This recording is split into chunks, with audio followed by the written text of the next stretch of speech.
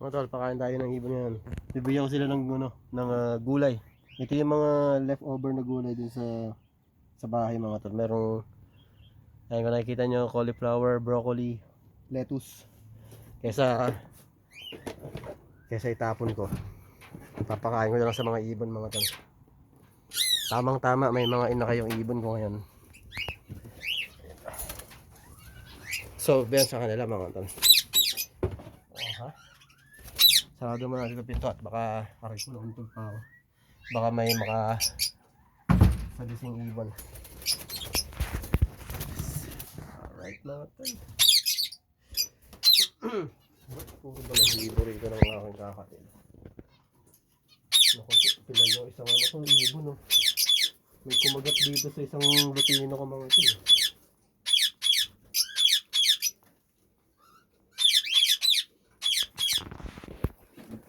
Okay, check muna natin itong inakay dito.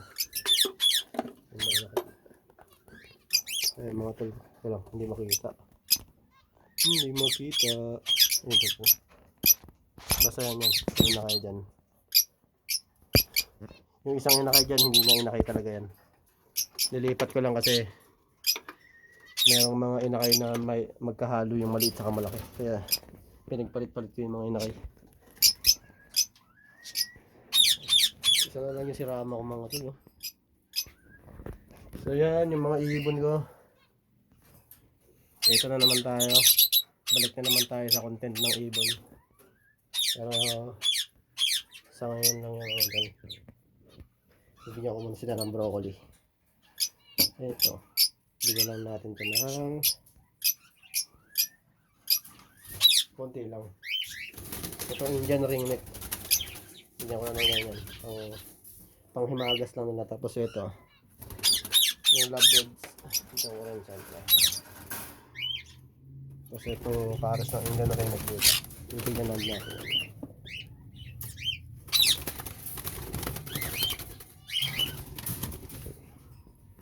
Lahat yan syempre bigyan natin. Tapos meron pang broccoli. Dapat pala hindi ko pinagpira-pira sa mga masyadong maliit. Dito na lang ito. Tapos celery. Tag-iisang lang. Tag-iisang sanga lang. Ayan. Tabigyan din natin ito. Hindi naman nila masyadong kinakain yung celery na itong Indian ringneck. Pero yung mga kakatil sa lovebirds, parakit yan. Gusto nila yan. Natin ito. Tingnan natin itong may kakatil ako dito pares. Pinaris ko yung lutino at saka yung split albino. Yan lang natin sila na maliliit mga tol kasi hindi natin alam kung kakainin ba nila. Saka dadalawa piraso lang naman sila sa loob ng kulungan.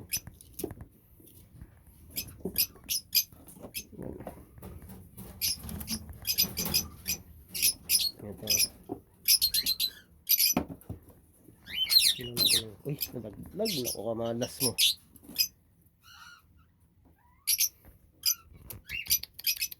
Nalaglag po.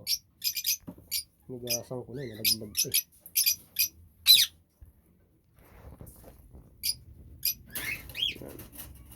Ayan na silang chicha. Tapos eto, bigyan natin dito sa parakeet. Para may mga tnat sila. Ito ang ibibigay sa parakeet mga tao. Bigyan natin ng pirasong broccoli. Pirasong broccoli lang. Kasi maliliit lang. Maliit lang naman kumain ng parakeet.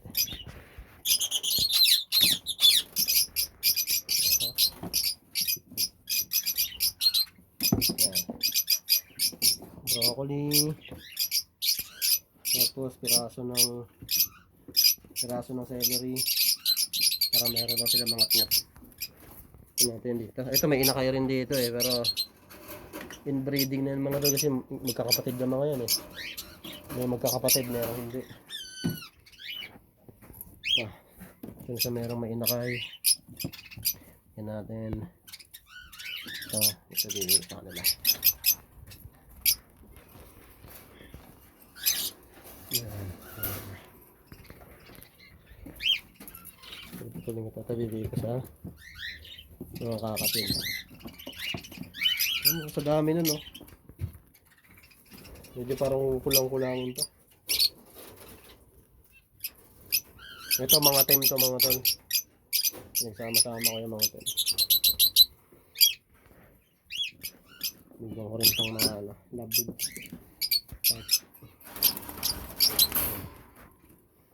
Tapos, ano ba? Ito bibigyan ko dun sa flight cage. Ito yung flight cage ko, mga tol. Bibigyan ko na ng isang malaking broccoli sa isang steak. Ito, wag na itong broccoli.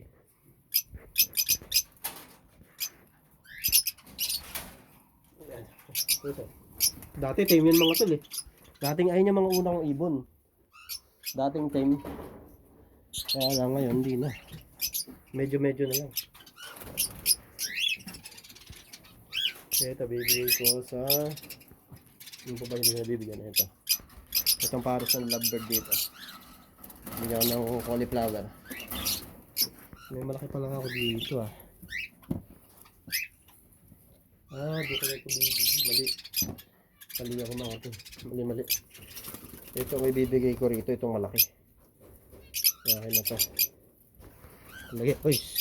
Lalagay ko yan dito sa parakit. Nalaglag na naman ah. Bad trip. Yan. Para may mga texture yung kinakain na nila mga tol. Nakita nyo? Kinakain na nila. Gusto nila yan eh. Ayun na. Pinagsipiesta na nila mga tol. Mga parakit. Ito mga lovebird na hihiya-hiya pa eh. Yan yung mga lovebird. Yan kinakain niya mga parakit. Ito kinakain niya ng kakatil ko.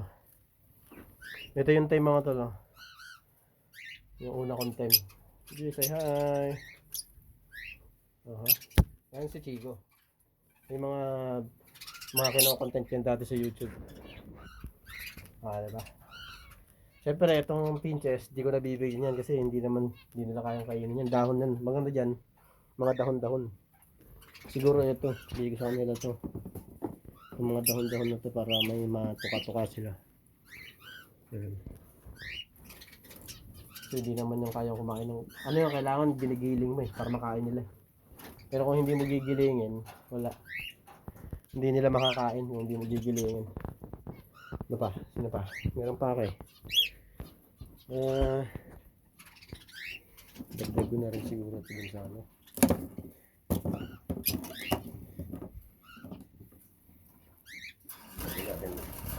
Dagdag ko ng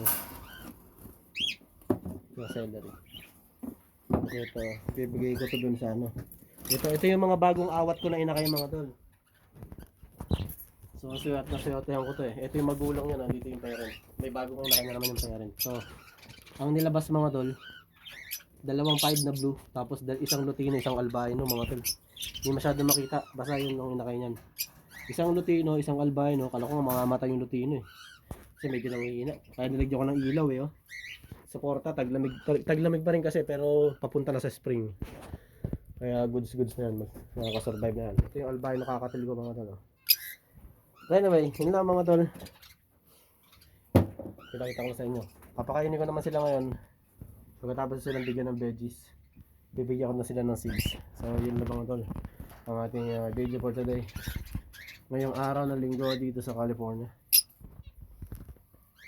So yun, sa mga naghihintay ng mga ng vlog ko tungkol sa mga ibon ko, eto na. Binlog ko na ulit. Hindi ko kasi malaman kung ano gusto ko i-content, iba-iba. Bahala na kayo kung manonood kayo or hindi. Basta yan, ito na yung mga alaga kong ibon. Siyempre, hindi pa masyadong stable yung aking aviary.